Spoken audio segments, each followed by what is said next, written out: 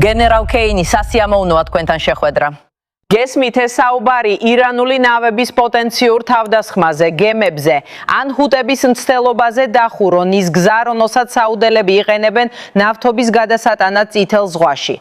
როგორ ფიქრობ, გენერალ, საით მიდის ეს ყველაფერი დღეს? კარგი, ვფიქრობ, რომ აქ აშკარად შევცვალეთ ვითარების დინამიკა. ირანელებმა დახურეს ორმუზის სრუტე და ამით საბოლოოდ მიაღწიეს ცეცხლის შეწყვეტას. ომი შეჩერდა, ეს იყო მათი მიზანი. მოლაპარაკებები შემოგთავაზეს, მაგრამ სინამდვილეში მხოლოდ ომის შეჩერება სურდათ, რადგან ჩვენ მათ ძლიერად ურთყამდით. პრეზიდენტმა, მისმა ეროვნული უსაფრთხოების გუნდმა და სენტკომის სარდალმა შეაფასეს ეს სიტუაცია. ეს არის ამერიკის შეიარაღებული ძალების ძალა, არა? ძალიან ადაპტირებადები ვართ, ჩვენ მოქნილები ვართ. ჩვენ ვაკვირდებით, რას აკეთებს მტერი და რა თქმა უნდა, ვცვლით გეგმებს და რეაგირებთ შესაბამისად. ასე რომ თქვენ აქ ხედავთ ამ რეაქციას და აშკარად რაც აქ შეგძელით იყო ირანის შემოსავლის წყაროს დახურვა, წერტილი ეს არის ის, რაც ჩვენს თვალწინ მოხდა. ეს არის ეკონომიკური ომი და რა მოგვიტანა ამან? თავრობას მოლაპარაკებებში შესვლისას მნიშვნელოვნად მეტი გავლენა მისცა, ვიდრე პირველად ჰქონდათ. ეს არის ის, რაც რეალურად მოხდა. ვფიქრობ, ირანელებმა აქ ორი შეცდომა დაუშვეს.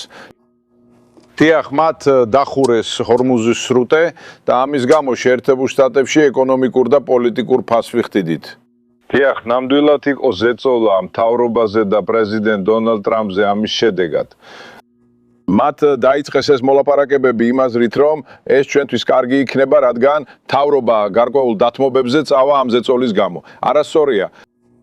ეს არ მომხდარა. ჩვენ შევინარჩუნეთ ჩვენი პოზიცია, პრეზიდენტი და მისი გუნდი საუბრობდნენ, მან თქვა, მე ყველაფერს მინდა, მაგრამ მათ ვერ მიიღეს და ირანის სახლში თავჩაღუნული დაბრუნდა, რათა თავიდან გადაეხედა თავის სტრატეგიისთვის. ისინიც როგორც ყოველთვის მუქარობენ მკაცრი რიტორიკით და ამბობენ, რომ ჩაერევიან ჩვენს ბლოკადაში, რომელმაც მათ მთელი შემოსავალი წაართვა. თუ ამას მომდევნო 8 დღის განმავლობაში გააკეთებენ, შენ იცი რა მოხდება. სრულმასშტაბია ბრძოლას დაუბრუნდებით. მათ ეს იციან. ნახოთ მართლა გადადგამენ თუ არა ამ ნაბიჯს. რაც შეეხება ჩვენს გულს აქ დაიმახსოვრე. ეს არის ბლოკადის ფაზა. უნდა მოუკვეთოთ მათ შემოსავალი და დავრწმუნდეთ, რომ არც ერთი გემი არ შევა, ან გამოვა, რომელიც ირანულ ნავთობს ვაჭრობს. მაგრამ რა ხდება სხვა გემებთან, რომლებსაც ირანთან ან მის ნავთობთან კავშირი არ აქვთ და იქ მყოფ ყველა სხვა ქვეყანასთან.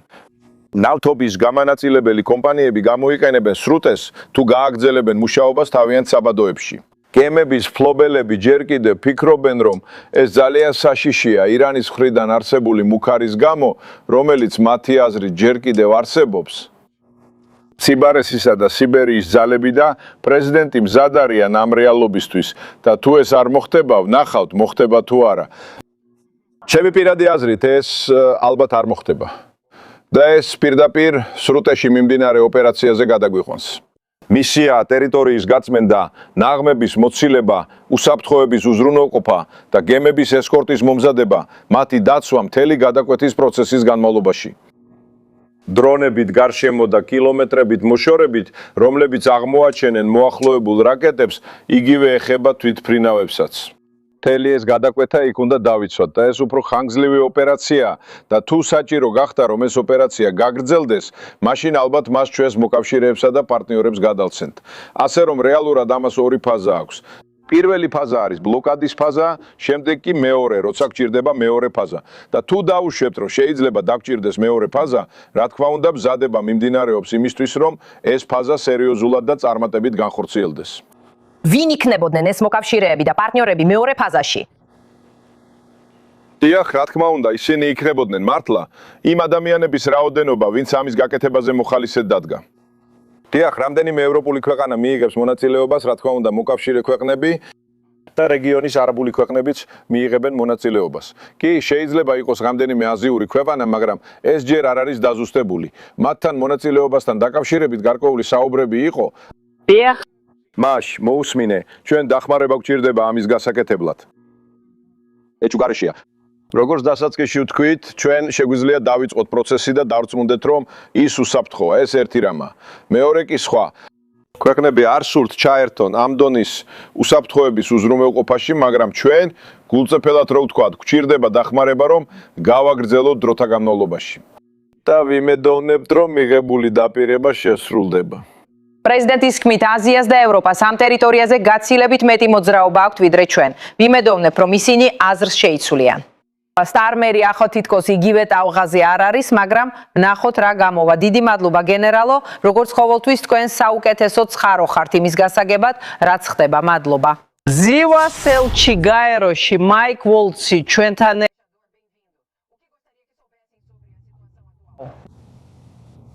ხო, მადლობა სანდრა. და როგორც ვიცე-პრეზიდენტმა თქვა, მათ შექმნეს ძალიან ძირითადი სტრუქტურა იმისთვის, რომ ირანი ნორმალური ქვეყნის მსგავსად მოიქცეს. პირველი, შეწყვიტეთ ტერორისტული ჯგუფების მხარდაჭერა. ნომერი 2, არ შეიძლება კონდეთ ბირთვული პროგრამა, როგორც პრეზიდენტმა ტრამპმა და ასევე გაერთიანებულმა ერებმა თქვეს. რეზოლუციის შემდეგ 10 წლეულების განმავლობაში. ეს არის როგორც გამდიდრება, ასევე მაღალ გამდიდრებული урანი. და თქვენ უნდა გახსნათ საზღვაო მარშრუტები. და ეს არის პრეზიდენტის უახლესი ქმედება, რომელიც ამბობს, რომ თქვენ არ შეგიძლიათ თელი მსოფლიო ძევლად აიყვანოთ. თქვენ არ შეგიძლიათ მიუხედავად იმისა, რომ ირანის ამ რეჟიმმა დაიწყო ამერიკელების მძევლად აყვანით, არ შეგიძლიათ მსოფლიო ეკონომიკები მძევლად აიყვანოთ. მან თამაში შემოაბრუნა. თქვენი უზარმაზარი საზღვაო რესურსები გაქვთ და ცენტრალურმა სარლობამ ახლახან გამოაქვეყნა თავისი სტატისტიკა, რომლითაც აჩვენებს, რომ ირანულ გემებს ნახევრად ჩუმად აცებს. ირანს არ შეუძლია აერჩიოს გამარჯვებულები და დამარცხებულები გლობალურ ეკონომიკაში. ამერიკის შეერთებული შტატები ჩვენ ამას გავაკეთებთ მანამ სანამ ყველა გემი არ გათავისუფლდება. ან არც ერთი გემი არ გავა, ან ყველა გავა. იცით, ჰორმუზის სრუტე ირანის ყველაზე დიდი კოზირი და გავლენის წერტილი იყო. პრეზიდენტმა როგორც ჩანს, ეს მათ საართვა. თუ მას შეძლებს სრუტის გახსნა იქ მყოფი ორი მართვადი სარაკეტო გამანადგურებლით და ნაღმების მოსაშორებელი ტექნიკით, სხვა ქვეყნების დახმარებითაც, ირანელებს სხვა გზა არ ექნებათ, გარდა იმისა, რომ მოლაპარაკების მაგიდას დაუბრუნდნენ. ჩვენ გავგზავნეთ ჩვენი ორი გამანადგურებელი. ნაღმების გაწმენდის ოპერაციები მიმდინარეობს, ჯონ, და შენ აბსოლუტურად მართალი ხარ. რაც პრეზიდენტმა ტრამპმა გააკეთა, იყო ამ გავლენის მოცილება, ირანის ჩამოშორება, რომელიც ცდილობდა მთელი მსოფლიოს ეკონომიკების მძევლად დაჭერას.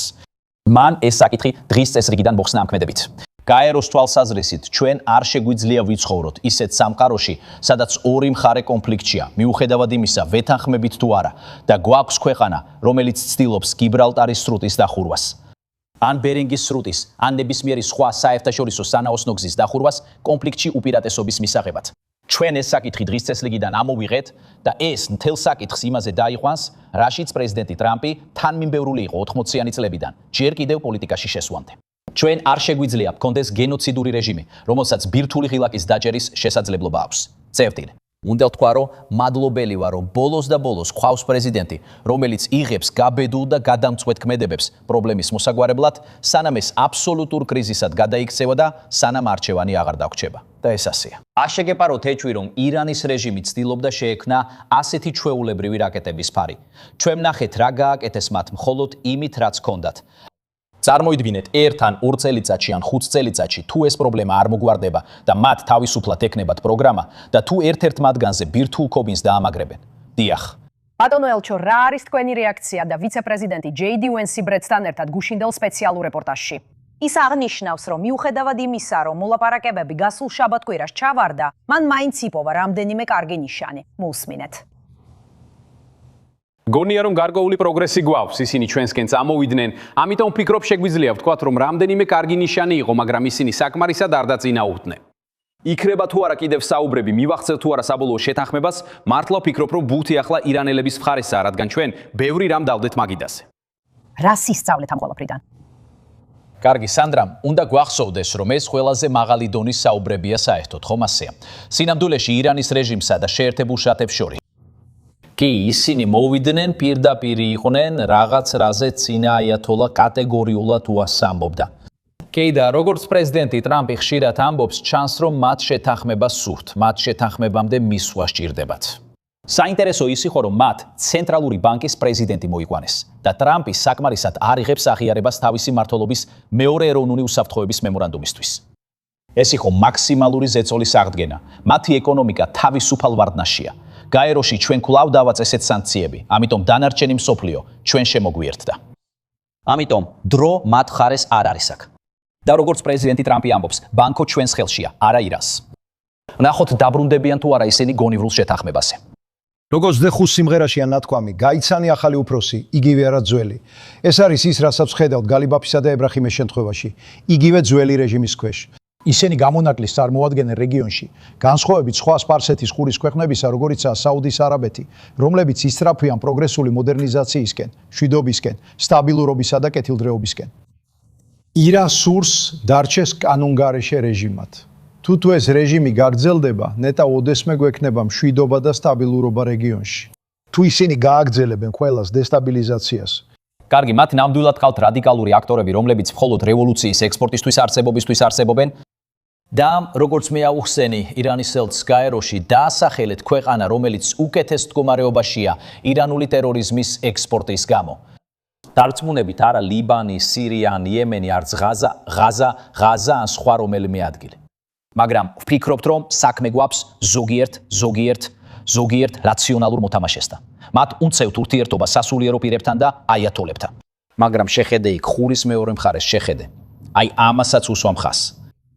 შეხედე დუბაის, ნახე მანამა, ქუვეითი და ერ-რიადი. აი ომანის ქვეყანაც, ომანი. ომანი სწრაფად ვითარდება და უკეთეს ცხოვრებას თავაზობს არა მხოლოდ თავის მოქალაქეებს, არამედ მომავალ თაობასაც. ვნახავთ, ხომ არ მივიყვანეთ ისინი იმ მდგომარეობამდე, რომ გამოსავალი აღარ დარჩეთ. გულისხმობ, ერთადერთი რამ, რაც რეგიონს აფერხებს, ირანია. და ვინც აზიაზე ფოკუსის გადატანაზე ლაპარაკობს, ერთ რამეს გეტყვით. როცა პრეზიდენტი ტრამპი საბოლოოდ მოაგვარებს ამ პრობლემას, რომელიც ირანის ექსპორტირებული ძალადობის გამო ისევ ახლო აღმოსავლეთში გვაბრუნებს, მაშინ ნამდვილად შევძლებთ დანარჩენ სამყაროზე კონცენტრირებას. ბატონო ელჩო, დიდი მადლობა რომ დღეს აქ იყავით. კარგი. გმადლობთ, ჯეფ.